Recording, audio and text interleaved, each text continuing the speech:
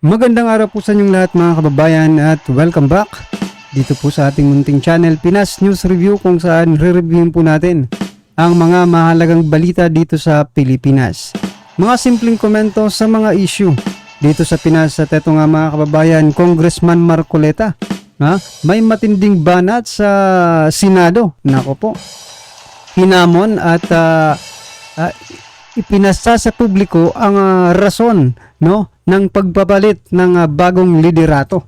Nako, yan po ang ating alamin mula rito kay Latest News, Latest Headline PH. Yan, nasa description po ang full video link ng video nito. Subscribe na po kayo.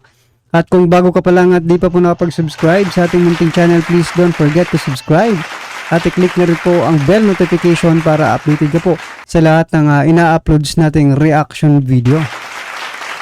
At eto na nga mga kababayan, sama-sama at sabay-sabay po natin pakinggan, panoorin at bigyan ng komento ang video ito. Eto na po. Mainit na balita.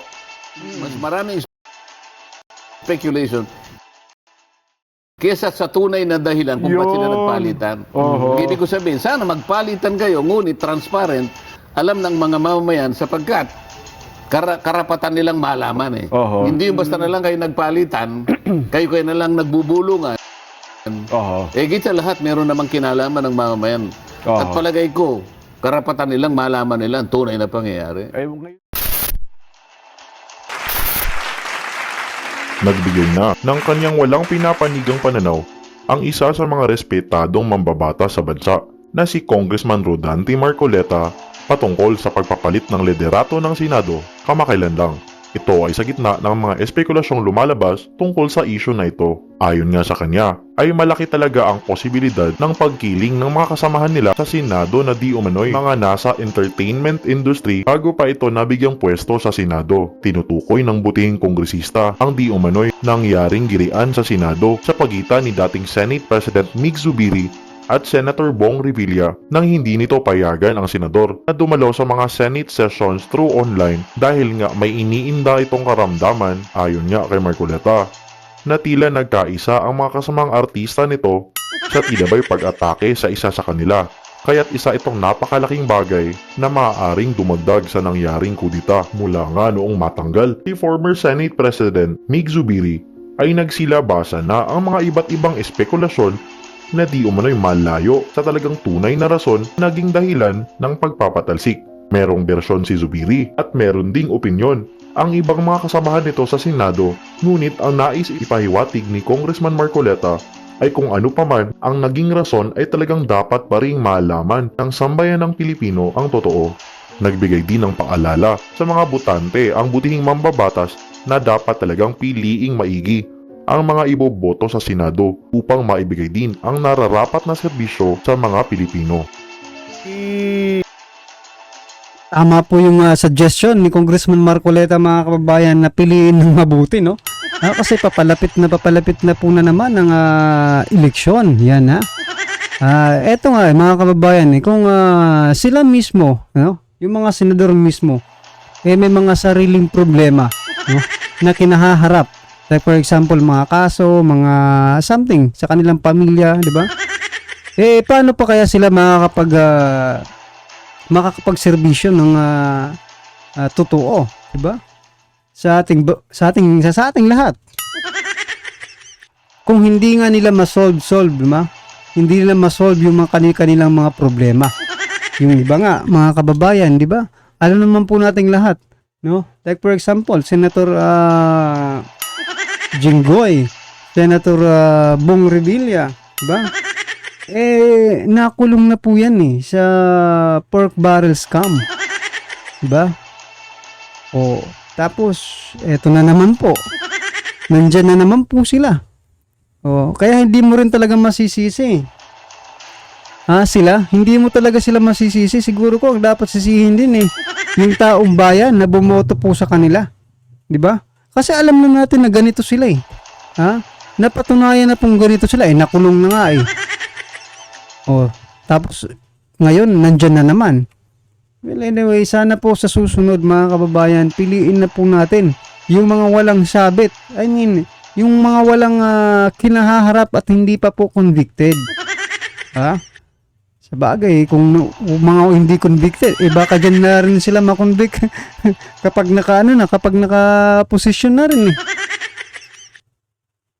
Bigyan nyo nga po kami ng kaalaman kasi nung isang araw pinag-uusapan namin ni Nelson, bakit ba nangyayari sa Senado yung, di ba Nelson, nagpapalitan ng leader, mayroon nung inaalis, may pinapalit, ano ha?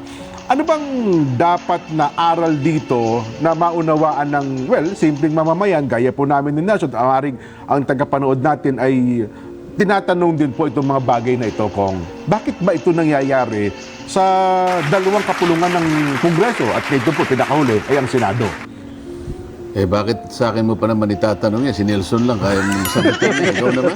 Hindi po kayo, at Kasi least kayo. wisdom ang kailangan natin Opo, eh. kasi kayo, Kong, nandyan talaga kayo di Ibig ba? mo sabihin, wala ka man lang 50% lang yung sa inyo. Yung 100 sa inyo, 100%. O di sabihin mo muna yung 50% mo. Tapos dadagdagan ko na lang ng 20%. Kung ang pag-uusapan siguro, chess, Kong, mayroon kami, may kukontribute. Opo, oo. Hindi kasi siguro ang napapansin ng mga kababayan natin, baka iniisip nila na pangkaraniwan na lang na nangyayari yan. Opo. Isang bagay na huwag na nating ikabahala. Nangyayari talaga yan. Di ba? Pero baka ang hindi nila naiisip, nangyayari nga yun. Pero anong aral ang pwede nating makita doon? Ang sabi nila, bakit nga nangyayari yun? Kasi Bakit? conforme sa panahon Halimbawa, kailan ba nagpalitan sa Senado, Nelson? Last Monday lang, 2 Mondays ago. 2 weeks ago. Oo. 2 Mondays ago. Yes po. Ang dami-dami pang mga espekulasyon na lumabas. Yun nga po. Kasi hindi kasi sinunod yung utos ni ganito na ganito. So, Ayan, dinidinig na ganyan at ganyan. Ano?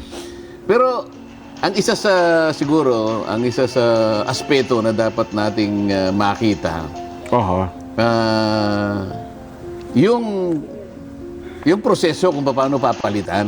Kasi kapag hindi ka nakakuha ng Sapat na bilang. sapat na bilang, wala.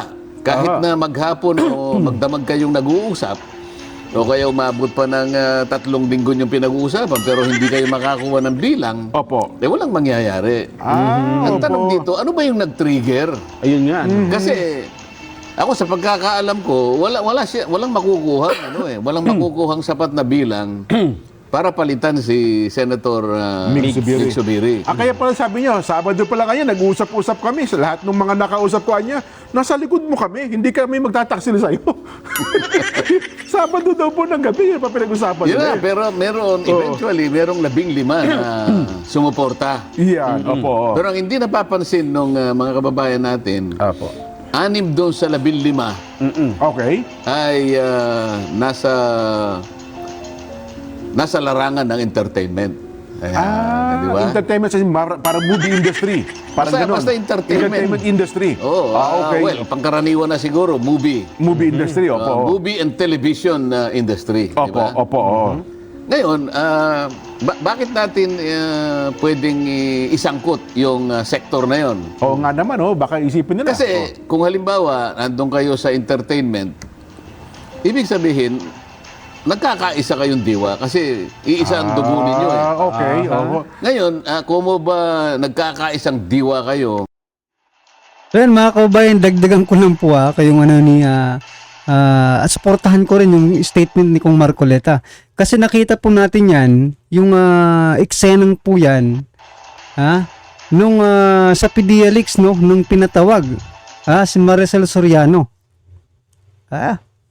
Diba? Which is nakinampihan ni Senator Jinggoy, at Senator Robin Padilla.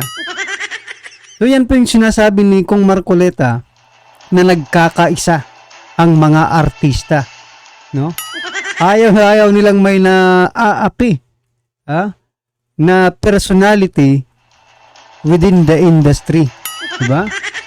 Oo.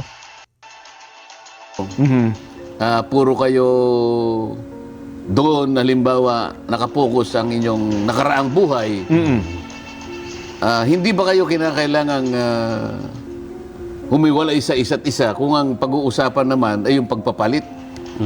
Kasi ang dapat na titingnan mo, kailangan ba nating palitan ito? Opo, naman.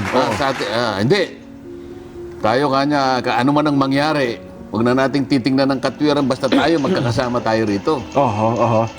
Ang ibig sabihin nito, nakakatakot naman yun na kung kayo identified sa isang sektor Sa lang. isang industriya, Magkakapalitan ng wala mang isa o dalawa sa inyo ang kumontra. Dahil kayo nasa entertainment. Anong ibig sabihin nito? Pag nandun kayo sa entertainment, di ba nyo ganap na naisip na ang president ang pinag-uusapan dito? Ang institution ninyo ang pinag-uusapan. Okay. Basta nyo na lang ba pinalitan? Meron nagsasabi rito na kasi hindi niya pinayagan yung isa na mag-attend na through online. Alam naman niya kanyang na-aksidente ako, hindi ako makalakad, ganito, Bakit ganyan. naka-cast na nga yung pakuan niya? Oo. Ano ating pinupunto rito? Dapat sana i-disregard mo kung anong sektor ka. Ang tingnan mo yung lalim ng pangangailangan. Pero sa tingin niyo po, naging factor talaga yung sektor na yun? Anim yun eh. Okay. Anim yun eh. Kung halimbawa, bilim, alisin mo yung anim, siyam. Hindi mo matitinag yun. Hindi maalis nga Kaya naman. titingnan natin yung lalim. Yung lalim. Opo. Siguro, kung halimbawa, hindi lahat anim. Halimbawa, dalawa lang yung nasa puting tabing. Opo. Baka hindi nagkapalitan. O ibig sabihin, kilat So yan mga kababayan, ha? O sa susunod na eleksyon, alams na ha? Iba't ibang industriya ang ilagay natin para hindi like for example, isang artista, kung gusto niyo may artista, o isang bombero, attorney, di ba? Para hindi po tayo naiisahan. Nako po. Kasi pag puro artista pong inilagay pala natin, mga kababayan, kung nasa isang lang sila, industriya, kumbaga, sabi nga nila, no? Lugi po ang taong bayan. Ha? Lugi po. Kasi parang hindi na po, parang personal interest na rin po ang ginagawa nila. Diba? Hindi na po interest ng taong bayan, kundi personal na interest na. tiisin natin yung kalidad. At tingnan natin, ano ba yung layunin? Opo. Hindi ba? Hindi ba kinakailangan nating panagutan? Tayo ay isang independent institution. Ipagtanggol natin. Ano bang kasalanan nito? Ba't natin papalitan? Ano bang pagkukulang nito? Ba't natin papalitan? Ibig sabihin, kilatisin mo, lalo nang ina-address siguro natin yung mga ating mga butante siguro. Ano? Opo, oo. Kasi sa ayon sa gusto ay boboto na naman kayo ng mga... Sa nalalapit na eleksyon, oo naman, wala na isang taon, ano? Almost isang taon, ano? May 12 ang eleksyon susunod eh. Isang taon mula ngayon. Opo, oho. Kayo po ay boboto na naman ng 12 senador. Opo, oo. Kaya po sa susunod, sabi ko, pagka kayo po ay mamimili po ng mga bobotohin nyo, lalo na po yung mga senador, piliin nyo na po mabuti. Oho. Kasi sila po yung merong kapangyarihan para ito pong problema natin ay mairaos po natin. Sila po talaga ang national leaders na babalikat dyan, katulong po ng Pangulo ng Pilipinas. So yan mga kababayan, sana nga po tumakbo itong si Congressman Marcoleta, no? Ay, sa palagay ko naman deserve po ni Congressman Marcoleta ang maging senador, mga kababayan, no? Para naman meron po tayong masasabing tauhan ng taong bayan talaga diyan sa Senado. Sa nakikita po natin ngayon, yung mga senador parang hindi naman tauhan ng taong bayan, no? Parang tauhan po ng isang isang tao lang, no, mga kababayan. So kayo mga ka-review natin, kung tatakbo ba itong si Congressman Marcoleta, kung election po ngayon, yan, natatanong lang po boboto niyo po ba si Congressman Marcoleta? Sana naman po pero talaga, ikakumpanya ko talaga dito sa channel natin sa Pinas News Review.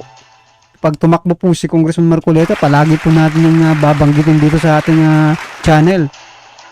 Well anyway mga kababayan, malayo pa naman, di ba? At saka isipin po natin yung sinabi niya na kung tayo po ay boboto, sana naman po di ba? Mag-isip-isip tayo, di ba? like for example ngayon, sa nangyayari ngayon dyan sa Senado, anim pala itong artista dyan. No, na nasa isang industriya. So, malaki talaga ang puwersa nila. Malakas talaga ang puwersa nila.